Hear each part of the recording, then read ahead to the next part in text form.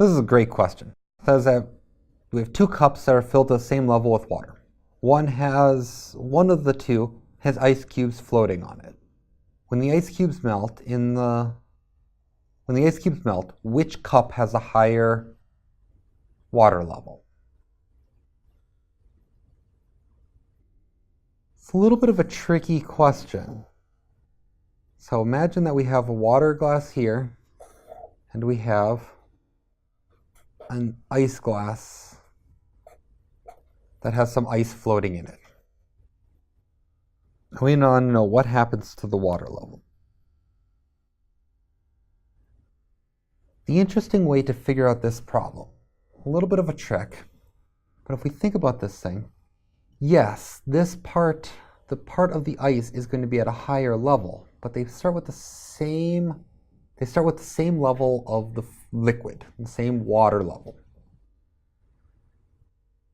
Since the ice cube has an upward buoyancy force to it, right? It has an upward buoyancy force, it has a downward weight force. Something had to provide that upward weight force. And what provided that upward weight force was due to the mass of the displaced object.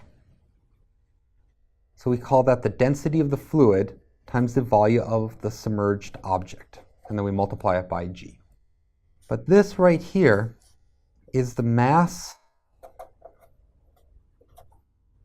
of the displaced fluid.